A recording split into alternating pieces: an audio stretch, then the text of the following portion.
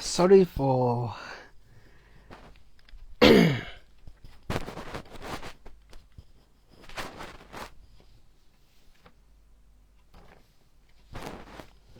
okay, sorry for interruption. So gẹ́gẹ́ bí ọ̀rọ̀ tí à ń sọ bọ̀,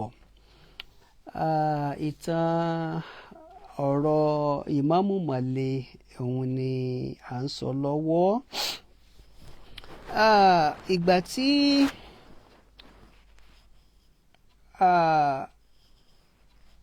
ìgbà tó di wípé Ìmáàmù Ìmàlé ẹlẹ́kẹ̀wá kú, so náà wá yan Ìmáàmù Màlé ẹlẹ́ẹ̀kọkànlá Alhaj Abdulrahman Salahuddin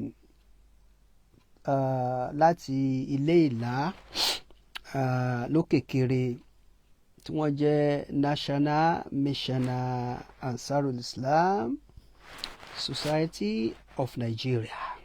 Àwọn ni wọ́n jẹ́ Ìmáàmù Màlé ẹlẹ́ẹ̀kọkànlá. Tí a bá wo ibi tán ti lọ mú, so àwọn fámìlì tí wọ́n ń jẹ́ ní Mọ̀sìngbà, nítorí pé ìyá tó bí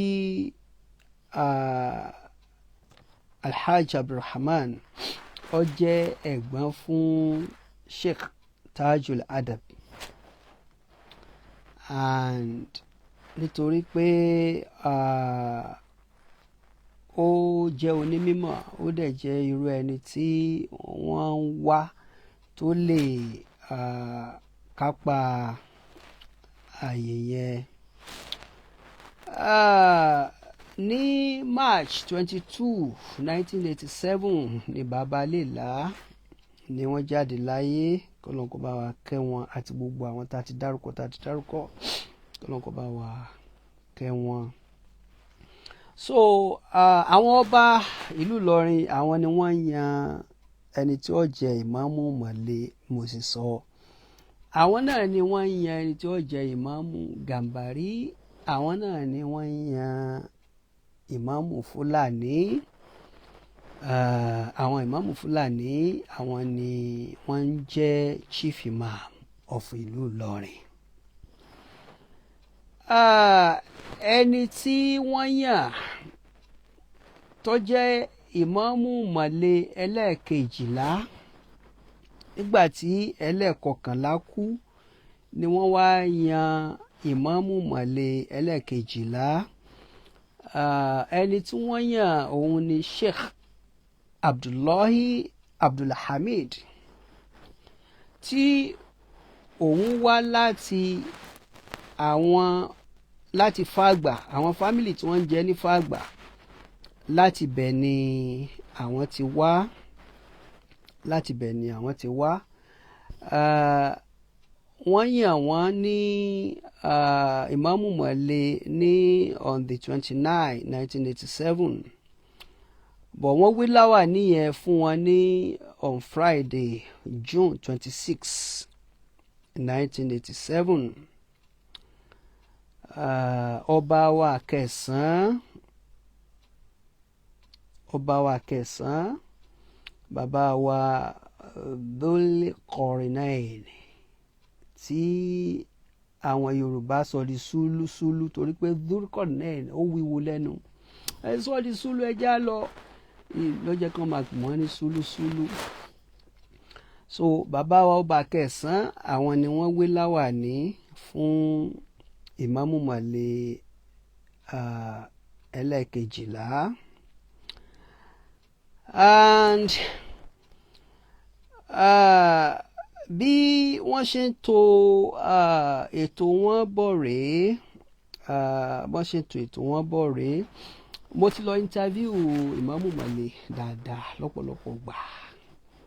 Ìmáàmù màlẹ̀ tó wà ń bẹ̀ yìí wọ́n jẹ́ ẹni tó kẹ́kọ̀ọ́ gidigidi. Wọ́n kẹ́kọ̀ọ́, wọ́n sọ fún mi jọ́nà pé àwọn kẹ́kọ̀ọ́ ní ilẹ̀ Haúsá kódà àwọn tún jẹ́ lecturer gan ní Bayero University. Wọ́n ní bachelor degree kódà wọ́n ní master lórí Arabic and Islamic studies. Kó tó di pé wọ́n pè wọ́n pé kán wá jẹ oyè tí wọ́n ń jẹ nílé bàbá wọn tí ṣe ìmáàmù màlẹ̀. Nínú àwọn gbogbo ìmáàmù màlẹ̀ tí wọ́n ti yàn àwọn ni tá bá wo academic qualification wọn ó wà very high. Àwọn ni a fẹ́ rí tí wọ́n ka ìwé tó pọ̀ nínú àwọn ìmáàmù màlẹ̀. Gbogbo àwọn question tí àwọn èèyàn ń béèrè lọ́wọ́ mi mo ti dáhùn ìbéèrè yìí nínú fídíò yìí lórí pé kí ló dé tí ẹni tí ó jẹ́ ìmáàmù màlẹ̀ kí ló dé tí kò lè di chief imam of ìlú Ìlọrin.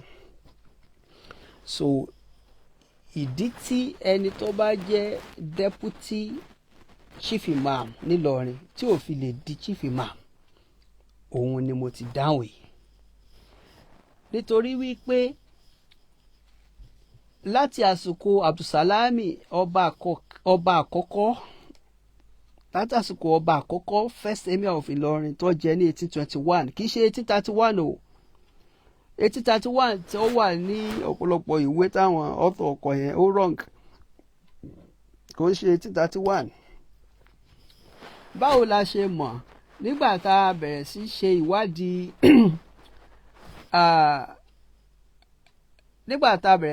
ìwádìí àwọn tí wọ́n ti jẹ Sultan of Sokoto and tá a wo ìgbà tí ọmọ Usman Danfodio jẹ tó di ọba àbí ká sọ pé ó di amir, èyí táwọn òyìnbó sọ di emir. Táìmù tó ń wà lórí oyè ńgbà yẹn, táìmù yẹn náà ni Abdulsalami di emir of Ìlọrin nílọrin tó ránṣẹ́ sí pé òun ní the help páwọn Yorùbá fẹ́ gba páwọn Yorùbá kan wọ́n ti sọ òun di amirul mominin nílọrin. So bóun ṣe wá di amiru yìí inú àwọn kan ò dùn, pàápàá jùlọ àwọn Yorùbá tí wọ́n jẹ́ kèfèrí. So òun nídìí ìrànlọ́wọ́. So Muhammadu Bello tó jẹ́ ọmọ Usman Danfodio ó fi àwọn ọmọ ogun ránṣẹ́ sí i, ó sì fi ẹṣin ránṣẹ́ lóríṣiríṣi. So a fi mọ̀ yí pé kàràkàrà 1821 yẹn ni. Now ẹ̀yin tẹ́ bá wo ètò yìí láti bẹ̀rẹ̀ ẹ rí wípé mo ti ṣàlàyé pé Abdulsalami ló kírètì ìmáàmù ìmàlẹ̀, ìmáàmù Gàmbàrí, ìmáàmù Fúlàní. So wọ́n fi ìmáàmù Fúlàní ṣe aṣíwájú tí ó máa lídì ìrun jímà àti ìdí fún gbogbo ìlú. Ṣùgbọ́n tí ó bá sí nílé àbọ̀ rẹ̀ àbọ̀ lọ fún official job. Ìmáàmù mọ̀lẹ́ òun náà jẹ́ deputy ẹ̀ láti lè bá a fi dùn ẹni tó yẹ kó jẹ́ nínú, gẹ́gẹ́ bíi pé mo sì sọ yìí pé inú ẹni yẹn ò dùn nígbà tí wọ́n gbé ìmáàmù ìyẹn tó kọ́kọ́ jẹ́ first chief imam. Tí ìmáàmù mọ̀lẹ́ náà bá tún wá sílé yóò wá kan ìmáàmù Gàmbàrí. So tí ń já sí pé ìmáàmù Fúlàní tó jẹ́ chief imam ó ní deputy méjì nìyẹn. So deputy 1 ìmáàmù mọ̀lẹ́, deputy 2 ìmáàmù Gàmbàrí. So ètò tó ti wá wà nílẹ̀ yìí wọ́n ti gbé ètò yẹn kalẹ̀ bẹ́ẹ̀. Kò gbọ́dọ̀ wá rúyẹ́, kò gbọ́dọ̀ wá rúyẹ́ sínú ọkàn ẹni tí wọ́n bá fi ṣe ìmáàmù mọ̀lẹ́ àbí ìmáàmù Gàmbàrí kó máa wá rò ó ipò wọn ó di chief imam of Ìlọrin nítorí pé òun ti jẹ́ deputy, kò lè wáyé. Ìdí tí a ṣe gbà bẹ́ẹ̀, ẹ wo gbogbo àwọn ìmáàmù, gbogbo chief imam tó ti ń kú yẹn. Ǹjẹ́ yìí rí ẹnìkan nínú àwọn tó ń jẹ ìmáàmù mọ̀lẹ́ kan sọ ọ́ di chief imam?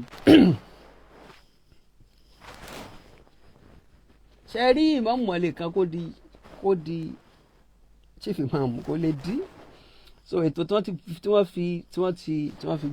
wọ́n gbé kalẹ̀ nìyẹn. So ta lẹni tó máa di new chief imam of ìlú Ìlọrin? Question yẹn gbogbo àwọn èèyàn ń béèrè. Èsì rẹ̀ ó wà lọ́dọ̀ ọba Ìlọrin. Ọba Ìlọrin ni yóò yan new chief imam of Ìlọrin, torí pé àwọn babalábàbá wọn ni wọ́n yàn án, àwọn ni wọ́n ń ṣètò lórí ẹ̀. And ètò tí wọ́n gbé kalẹ̀ fún yíyàn rẹ̀, ètò yẹn náà ni yóò máa lọ bẹ́ẹ̀. Ètò yẹn náà ni yóò máa lọ, wọn ní yí ètò yẹn padà láéláé. Wọn ní yí padà o. Tí wọn bá mú ní ìsàlẹ̀ Málíkì, wọ́n mú ní ilé orí òkè. Tí wọ́n bá mú ń bẹ̀, wọ́n mú ní Bàbókò.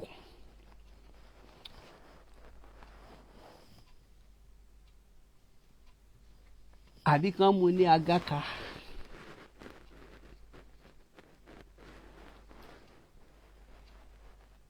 Torí pé gbogbo àwọn tá a kà fún wa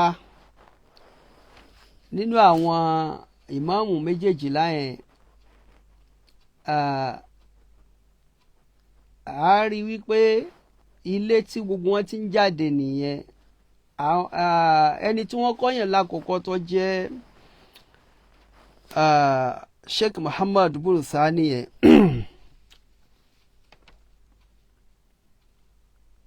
àbí ká sọ pé Sheikh Ahmad Buru Sani. So àdúgbò kan tó ń pè ní Ìdí Àgbọn, àwọn Fúlàní náà ni wọ́n wà ń bẹ̀. Ibẹ̀ ni ó ti jáde.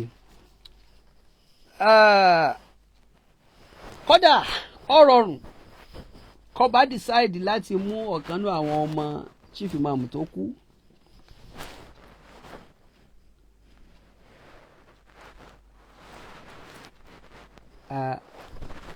Ọba lè decide láti ṣe bẹ́ẹ̀ because agbára agbára yíyan chief imam yẹn ọwọ́ ọba ló wà. Ọba náà ó láwọn committee, ọba máa set up àwọn committee which tí wọ́n ti set committee requirements ẹni tó máa jẹ́. Ẹ rí i pé wọ́n èèyàn ọ̀dẹ̀ wọ́n èdè yan ẹni tí ó kájú ẹ̀ kó jẹ́ chief imam of Ìlọrin. Tẹ́ bá wo Sheikh Muhammadu al-Bashir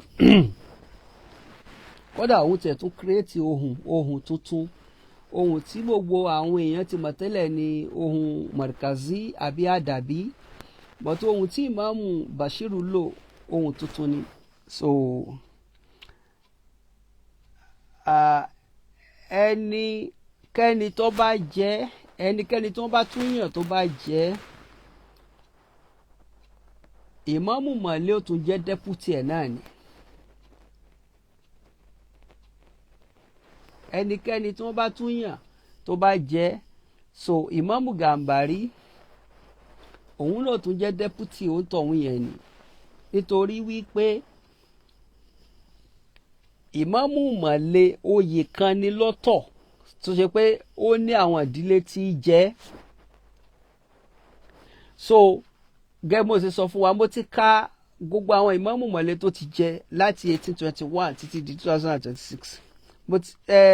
Mo ti ka gbogbo àwọn chief imam tó ti jẹ, mo ti ka gbogbo ọba Ìlọrin tó ti jẹ. So ètò ní tí Ìlọrin gbé kalẹ̀, ẹni tí ọba wa jẹ́ o tọ́ba bá ti yàn án tán wọ́n á ti orúkọ ẹ̀ sọ́dọ̀ gọ́vnà.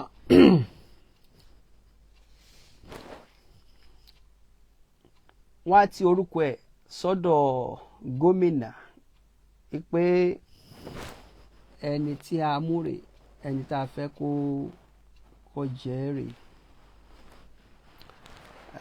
Gọ́vnà kò ní option tayọ pé kó support,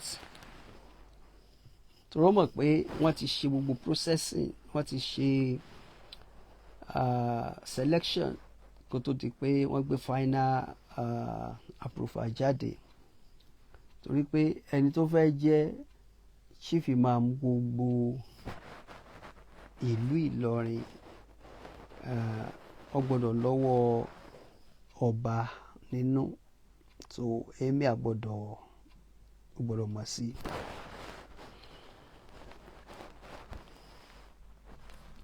Processing bọ́n ṣe ń yan ọba Ìlọrin ọba Ìlọrin kan bá kú, processing yẹn òun náà ọ̀tọ̀.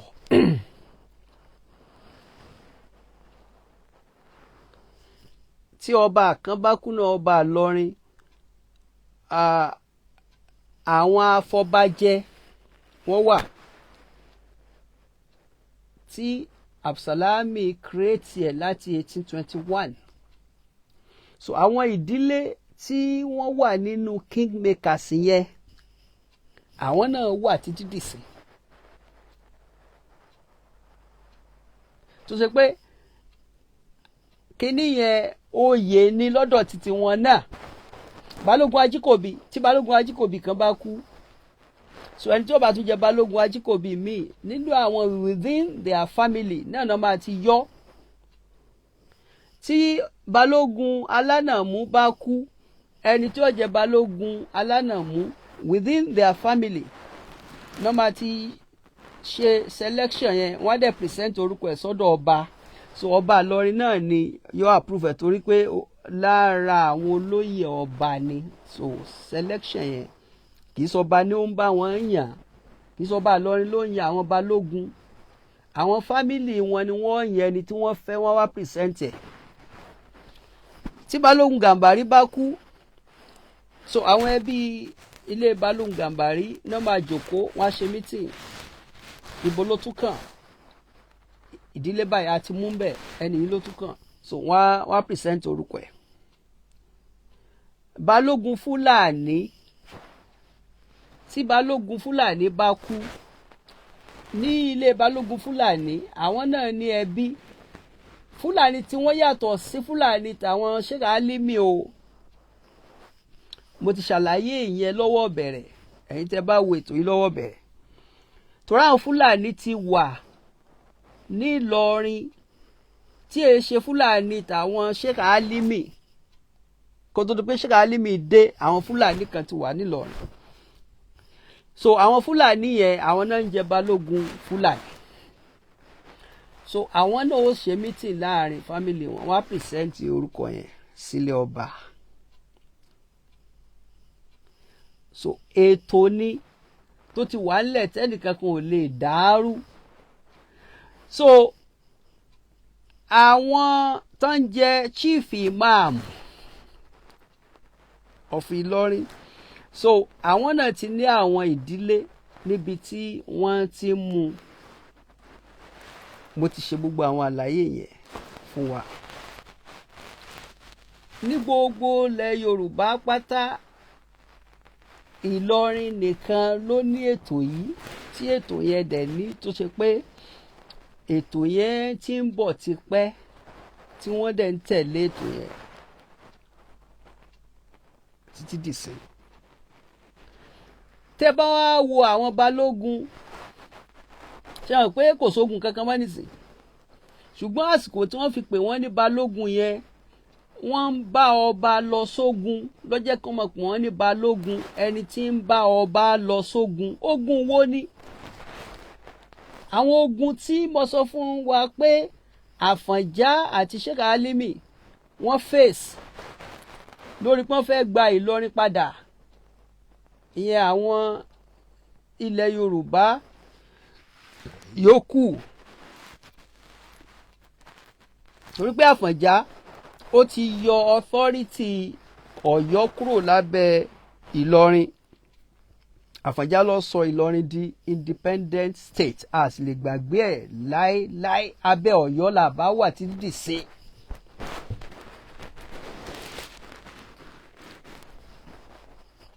Ẹni pé àwọn èèyàn ní Ìlọrin Àfọ̀njá, Ìlọrin Àfọ̀njá kò lè parẹ́. Ìlọrin Àfọ̀njá ló wà nílẹ̀ tẹ́lẹ̀ kó tó di 1817.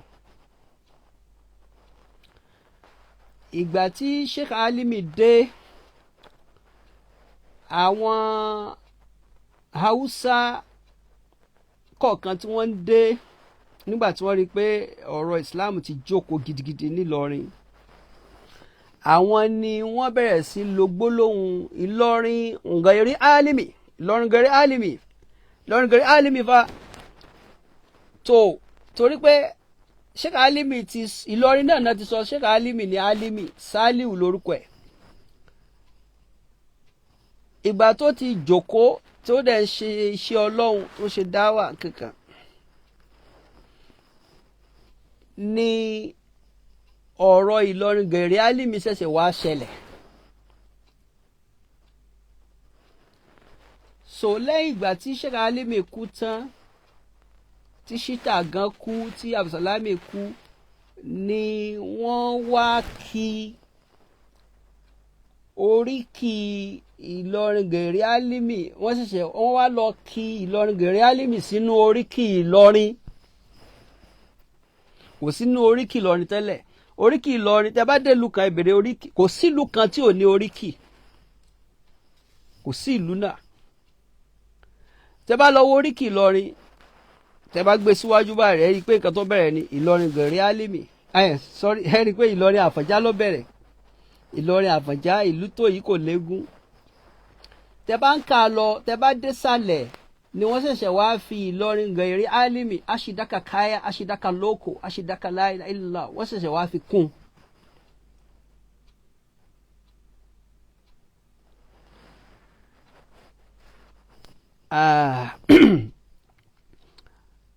Àwọn àlàyé tá a ṣe yìí yóò wá jẹ́ kó yé ọ̀pọ̀lọpọ̀ àwọn èèyàn nípa ètò tí wọ́n ń ṣe nílọrin. Ẹ rí i pé lásìkò tó bá fẹ́ lọ sí ìdì, ẹ̀yin náà wò, tó bá fẹ́ lọ ìdì nílọrin,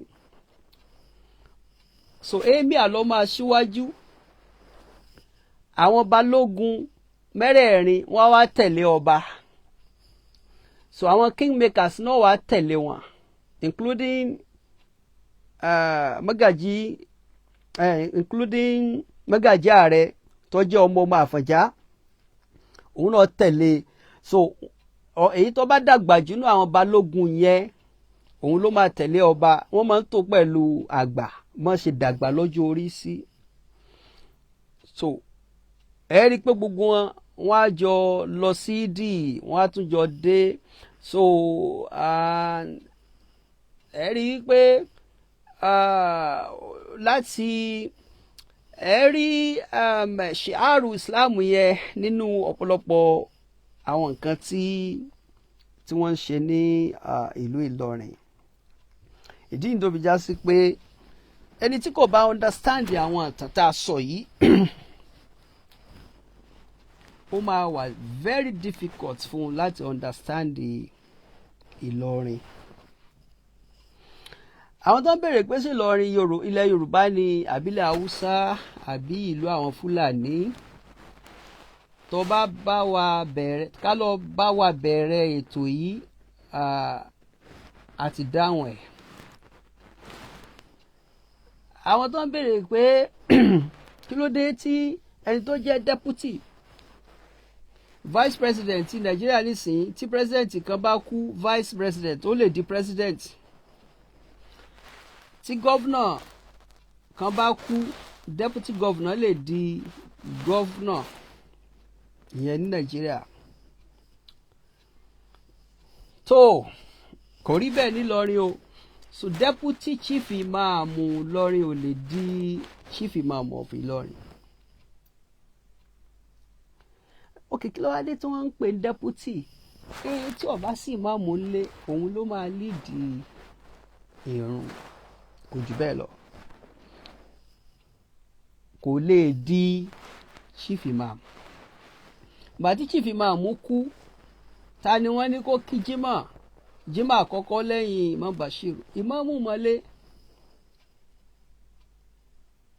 because òun ni deputy. Òun náà ni yóò mọ kírun yẹn lọ. Wọ́n lè máa rotate láàrin wọn àti Imam Gambari torí pé àwọn méjì jọ jẹ́ deputy títí tí ọba tí ó fi declare new imam, ẹni tó jẹ́ new chief imam of Ìlọrin. Ètò tí wọ́n máa ṣe nìyẹn. Kó tó di pé a parí ètò yìí, àwọn èèyàn kan wọ́n request nípa orin tí mo kọ tí mo fi ṣe condolence fún Sheikh Imam Al-Bashir, pé kí n bá wọn kà á. Torí pé mi ò tí kà á, mo kàn á ṣe násìrò ẹ̀ láti fi kẹ́dùn imam. Orin náà màá wá gbìyànjú láti kà á kó tó di pé a máa parí ètò yìí. Gẹ́gẹ́ bá ṣe sọ fún wa, Imam Bashir wọ́n jẹ́ èèyàn dáadáa, wọ́n dẹ̀ jẹ́ ẹni tó nítẹríba, wọ́n dẹ̀ understand nǹkan tí ń jẹ́ Ìlọrin. Àìmọye ọmọ Ìlọrin tí ò understand tí ń jẹ́ Ìlọrin. Ọ̀tọ̀ ni ọjọ́ ọmọ Ìlọrin, ọ̀tọ̀ ni ǹjẹ́ ó ké Ìlọrin, òun láti ké Ìlọrin nígbà tó ń kéwú. Because Ìlọrin wọ́n ní àwọn ìwà kan àtàwọn ìṣesí kan tó yá sí pé ó difficult fún àwọn ilẹ̀ Yorùbá mi láti understand wọn.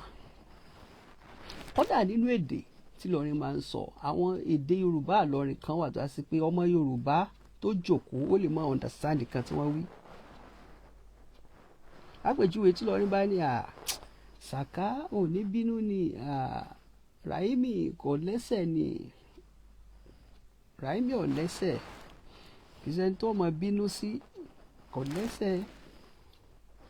So ṣé wọn pé kò lẹ́sẹ̀ yẹn, nǹkan tó máa wá sórí wa ni pé bóyá ẹsẹ̀ ẹni yẹn ó ti gé ẹni yẹn ti dá lẹ́sẹ̀, bọ́ọ̀tì nǹkan tí Ìlọrin gbà lérò kọ́ yẹn. Tí Ìlọrin bá léèyàn kan ò lẹ́sẹ̀, ìyẹn ni wípé kì í wá èèyàn, kò láìkì kọ́ mọ fíṣítì èèyàn, òun nìkan tí Ìlọrin gbà lérò. Tí Ìlọrin bá ní lágbájá ó ti láhàn, aláhàn ni, ó láhàn tó pọ̀ ni, tí wọ́n léèyàn láhàn, ṣe pé ahọ́n ẹyọ kan là á máa ní tongue. Tí Ìlọrin bá léèyàn kan ní ahọ́n, ìrẹ́ tó ń sọ ni pé ó lè sọ̀rọ̀ ni ẹ tó lè sọ̀rọ̀ láwùlì sànù. So àwọn ìmọ̀ bàlágà mọ́ntìkì ó ń kó ní agbárí àwọn ọmọ Ìlọrin. Even láì tí ì lọ kọ́ bàlágà àti mọ́ntìkì, àwọn ọmọ Ìlọrin wọ́n máa ń bí wọn mọ́ bàlágà àti mọ́ntìkì. Wọ́n mọ ìṣesí ọ̀rọ̀, àti tí wọ́n bá débì kan, tí wọ́n bá rí pé ibi táwọn dé yìí, àwọn táwọn lọ bá wọn nífẹ̀ẹ́ sí báwọn ṣe wá bẹ̀, wọ́n á understand the message yẹn through body language wọn lẹ́sẹ̀kẹsẹ̀. Wàláì. Àwọn Ìlọrin wọ́n dẹ̀ wà accommodative gidigidi, wọ́n dẹ̀ nífẹ̀ẹ́ sí kéwú. Ìlọrin pẹ̀lú kéwú, wọ́n nífẹ̀ẹ́ sí kéwú, wọ́n dẹ̀ nífẹ̀ẹ́ sí àdúà. Ìlọrin ò dẹ̀ kí ń ṣe àbòsí àyàfà àwọn ọmọ àlè kọ̀ọ̀kan. Ìlọrin, kí Ìlọrin tó jàǹbá ẹnìkan, a jẹ́ pé ẹnìyẹn bóyá ó lójú kòkòrò owó àbí obìnrin. Ìlọrin wọ́n ń sábà jàǹbá àmánà, ṣùgbọ́n kò sí ìlú kọ̀ọ̀kan tí ò sọ ọmọ àlè o. Àwọn ọmọ àlè kọ̀ọ̀kan náà wà o, tí ó sì pé ìwà tí Ìlọrin ò kí ń hù bá lọ́wọ́ wọn. Àwọn ọmọ àlè Ìlọrin nìyẹn. According to interview tí mo ṣe fún imam ní 2012, imam sọ pé àwọn ní ìyàwó 4, wọ́n dẹ̀ ní ìyá tó bí àwọn ní jẹ́ Hawau.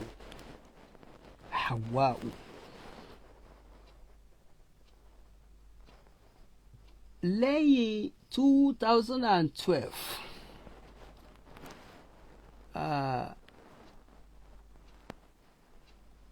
nínú àwọn ìyàwó wọn, a gbọ́ pé ọ̀kan kú. So ìmáàmù fi wá padà ṣe ìyàwó mi, wọ́n fẹ́ Basira Dami ní nǹkan bí ọdún kan sẹ́yìn. Gbogbo àwọn ìyàwó tí Imam Bashiru tán ní, so látara wọn, gbogbo ọmọ tí Imam Bashiru tó ní, according to source from the family, gbogbo wọn lọ bí nǹkan bí about 30 ọgbọ̀n. Kí Ọlọ́run ọba kó bá wa dó ti àwọn ọmọ náà, kó má dẹ́rù bà wọ́n.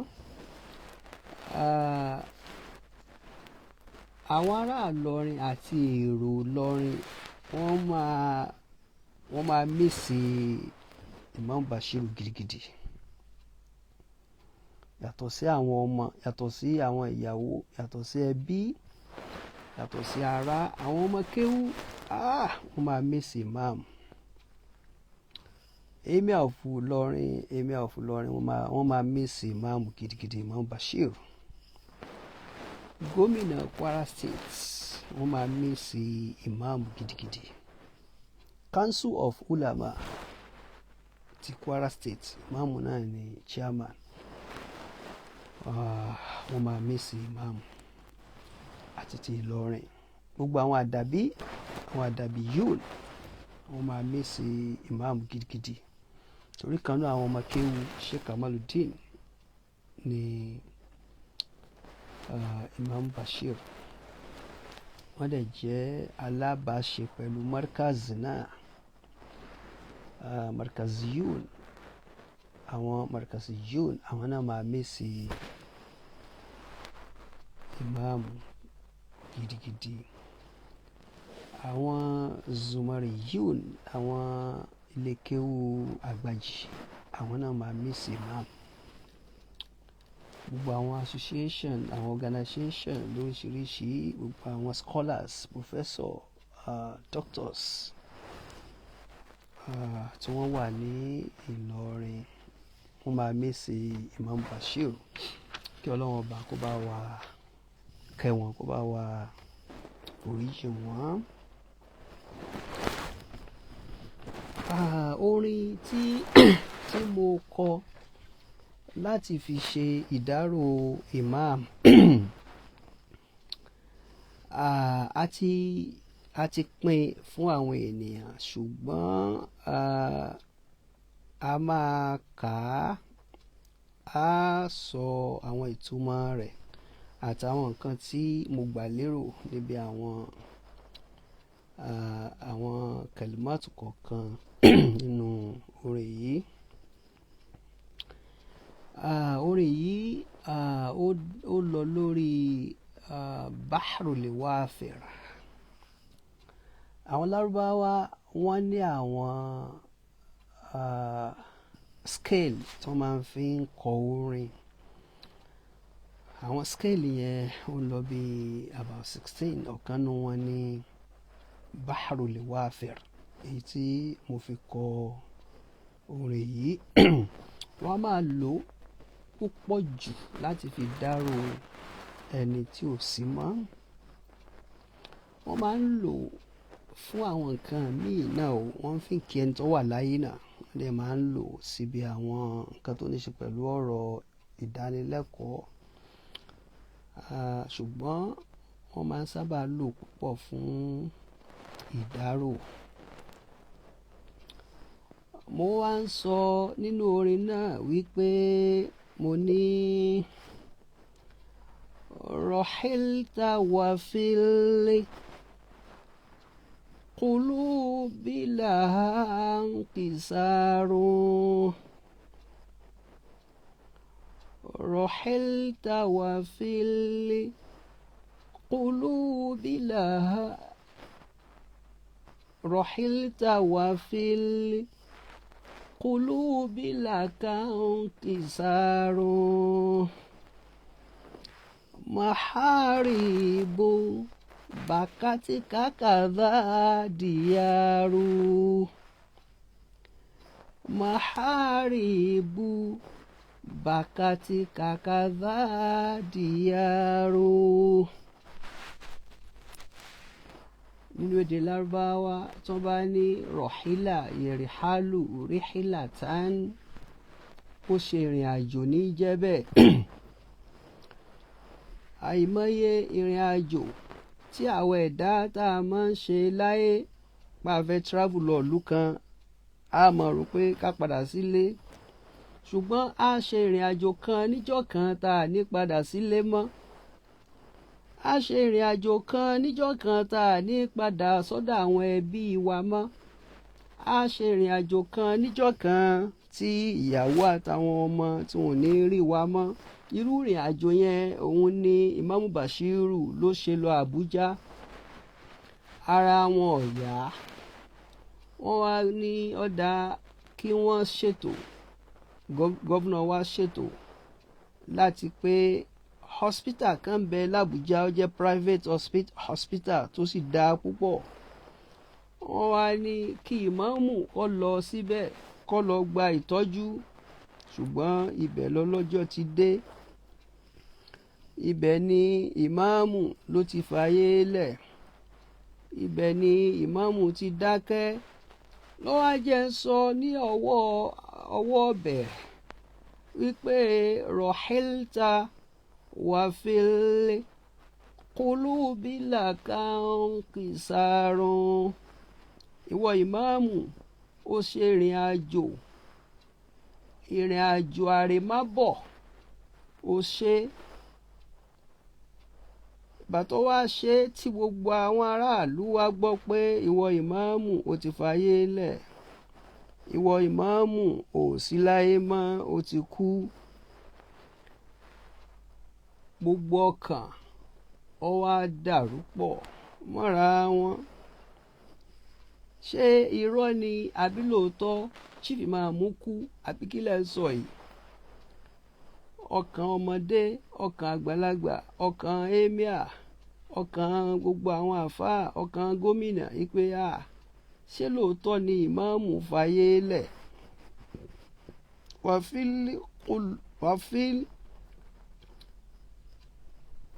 wàfílìkùlùbì ó wá wà nínú gbogbo ọkàn, gbogbo àwọn ọkàn àwọn tí wọ́n jẹ́ olólùfẹ́ ìmáàmù. Inkisarun inkasara, tó bá nìkan inkasara yankasiru inkisara, ọ̀fọ̀, ó jábọ́, ó pín yẹlẹyẹlẹ.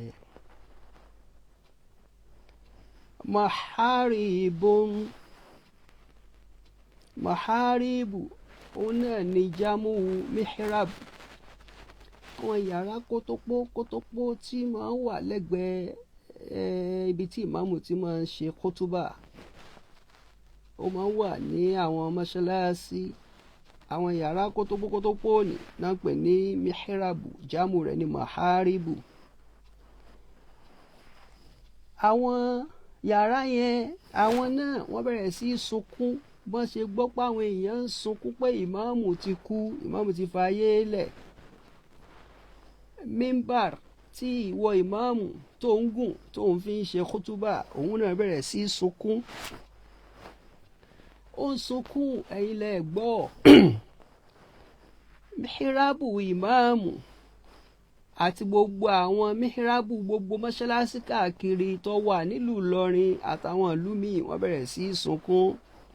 Maharibu bàkátì kàkàdá dìyàrú, wọ́n bẹ̀rẹ̀ sí sunkún. Kì í ṣe àwọn maharibu nìkan ló ń sunkún, gbogbo ilé tó wà nílọrin, gbogbo ilé káàkiri náà bẹ̀rẹ̀ sí sunkún. Wọ́n ń sunkún tani? Wọ́n ń sunkún ọmọ Hawawu tó fàyè lẹ̀. Wọ́n ń sunkún chief ìmáàmù Ìlọrin pé chief ìmáàmù ọmọ fàyè lẹ̀. Kí ló dé tí wọ́n ṣe ń sunkún? Kí ló dé tí ọmọdé àti àgbàlagbà ń sunkún? Òun ni wípé nasharita silima bẹ́ẹ̀ náà ṣe hilima. Torí pé ńgbà tí ìmáàmù Bashiru tó wà láyé, ìwọ ìmáàmù Bashiru nígbà tó wà láyé, nasharita silima bẹ́ẹ̀ náà ṣe hilima, ó fọ́n àlàáfíà ká láàrin àwọn ènìyàn nílùú Ìlọrin. Ó jẹ́ kí àlàáfíà kó jọba nílùú Ìlọrin.